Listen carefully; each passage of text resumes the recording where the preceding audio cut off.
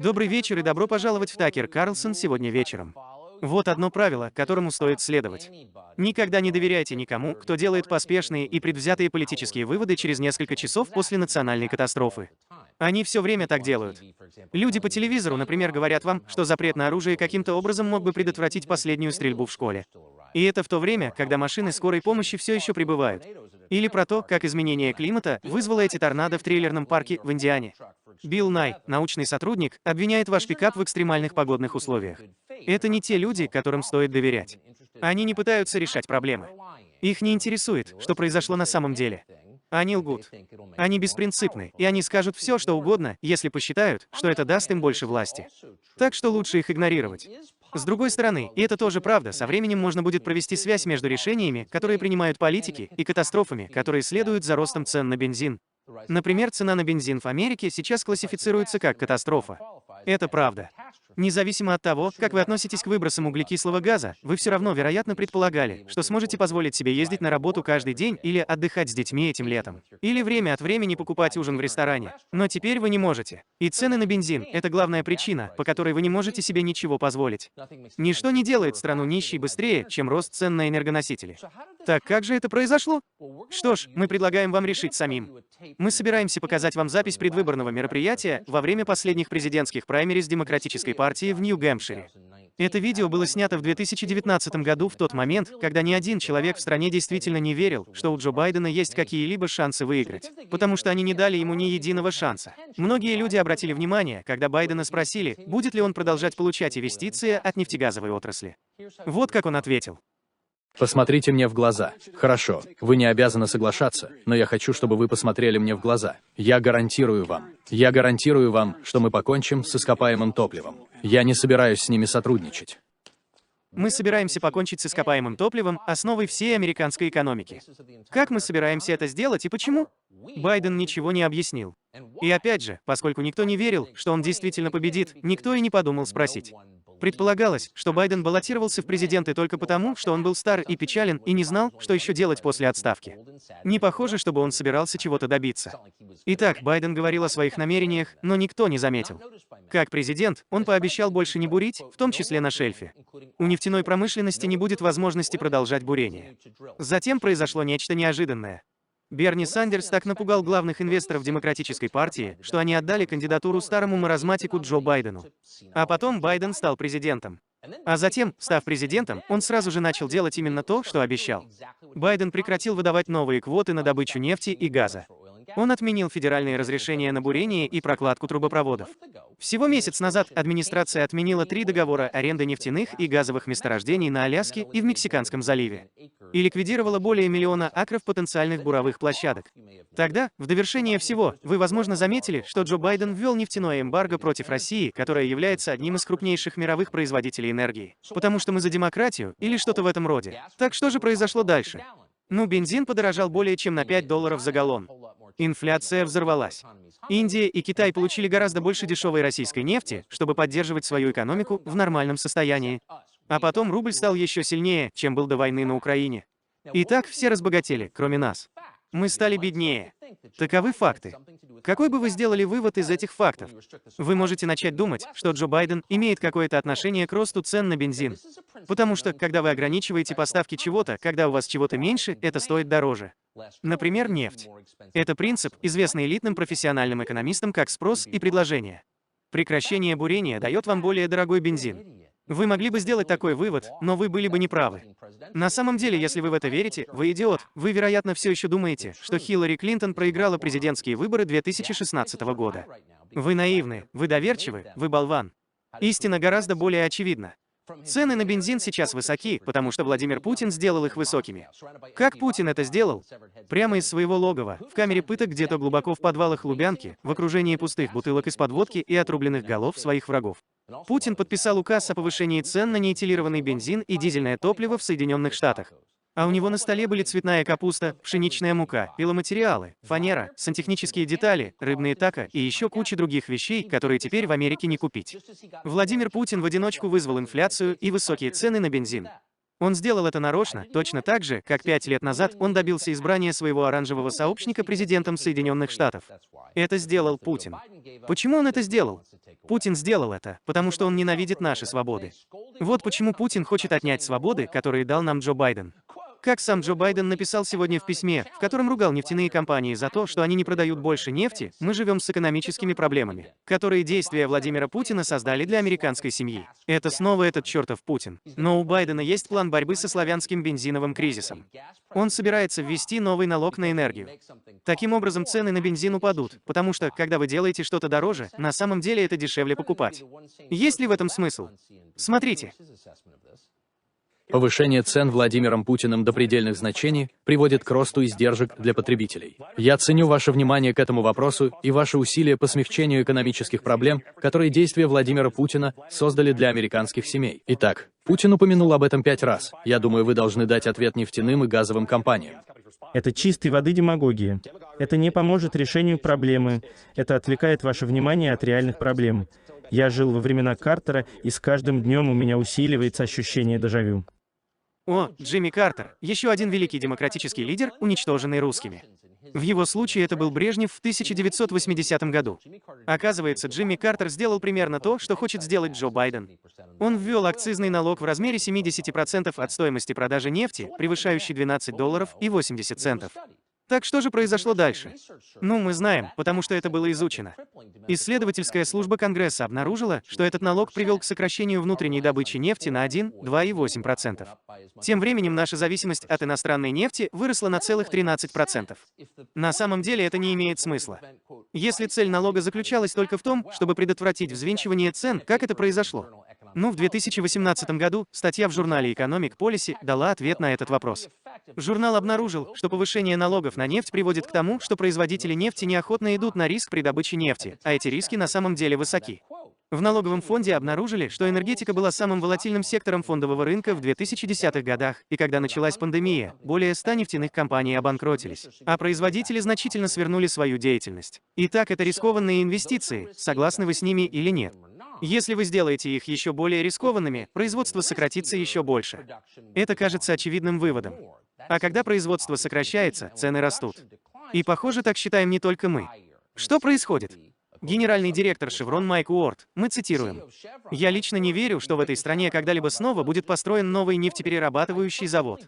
То, что мы видели за последние 2 года, это прекращение добычи.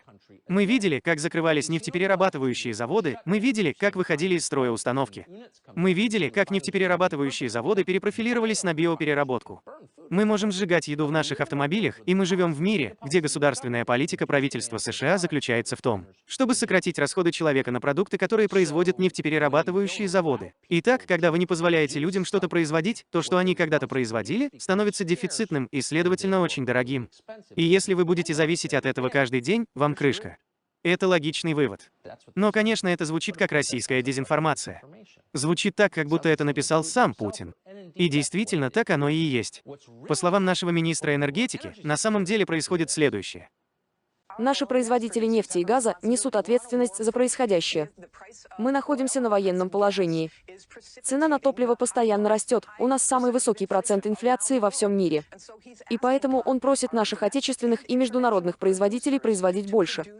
Вторжение России в Украину привело к тому, что цена на газ в Соединенных Штатах выросла на $1.70 за галлон с момента вторжения. В конечном счете, решение для обеспечения энергетической безопасности США, энергетической безопасности Балтийского государства, энергетической безопасности всего мира. Это переход на чистую энергию. Ни одна страна никогда не была заложницей доступа к солнцу или доступа к ветру. Вы, возможно, спрашиваете себя, почему мы слушаем кого-то, у кого никогда не было настоящей работы, и она ровно ничего не добилась в своей жизни. И на самом деле ничего ни о чем не знает. Почему ее назначили на такую ключевую должность, как министр энергетики? Потому что она умеет говорить о науке с умным лицом. Как она только что вам сказала, солнце и ветер – самые надежные формы энергии.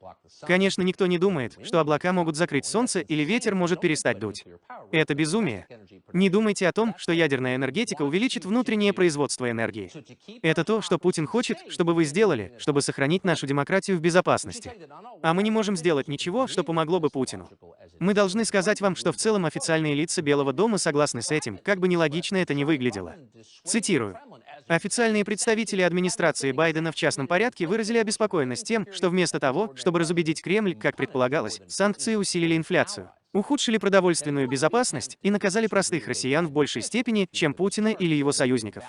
Теперь у вас может возникнуть соблазн согласиться с чиновниками Байдена, если вы посмотрите на этот график, показывающий, что стоимость рубля, как мы уже говорили вам, стремительно растет. Итак, мы помогли Путину санкциями. Байден пообещал, что мы превратим рубль в руины, отрезав Россию от остального мира. Может быть, именно поэтому еда такая дорогая. Извините, мы снова повторили российскую дезинформацию. Джен Псаки сказала это прямо несколько месяцев назад. Оказывается, еда дорогая, потому что мясные конгломераты жадные. Они жадные. Они такие жадные, что не хотят продавать свою продукцию. Посмотрите на это. Президент считает, что люди по всей стране тяжело переживают инфляцию и повышение цен. А если вы посмотрите на индустрию промышленности, то все немного по-другому.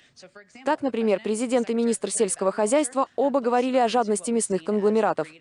Люди идут в продуктовый магазин и пытаются купить фунт, 2 фунта, 10 фунтов мяса. А цены все выше. Это его точка зрения и точка зрения нашего министра сельского хозяйства, что причина кроется в корпоративной жадности. Ух ты! Давайте попросим кого-нибудь, кто не смог найти свечу зажигания на газонокосилке, объяснить нам экономику. О, это снова жадность, а не защита корпоративной Америки, которая действительно жадная и темная. Но идея о том, что цены растут просто из-за жадности, напрочь выбивается из любой логической цепочки, но Элизабет Уоррен полностью верит в это. Посмотрите на это. В Америке, где гораздо больше концентрации в определенных отраслях. Посмотрите на нефтяную промышленность, на мясную промышленность, посмотрите на бакалею. В целом эти компании сказали: вы знаете, мы переложим на вас свои расходы. Но раз уж мы об этом заговорили, и все говорят о росте затрат, давайте просто увеличим затраты, чтобы увеличить нашу прибыль. Если мы собираемся постоянно выслушивать лекции, не могли бы мы, по крайней мере, выслушать лекцию от кого-то, чей IQ выше 100 и кто сделал хоть что-то полезное в течение всех своих 70 лет на планете? Хотя бы раз. Разве мы не можем заставить впечатляющего человека кричать на нас? Нет, мы не можем. Что интересно, что жадность, конечно, является причиной всей этой инфляции и того, что Путин распорядился о ликвидации компаний. Грузовики с продовольствием останавливают на границе США и Канады, чтобы мясо не попадало на перерабатывающие предприятия. Почему это происходит?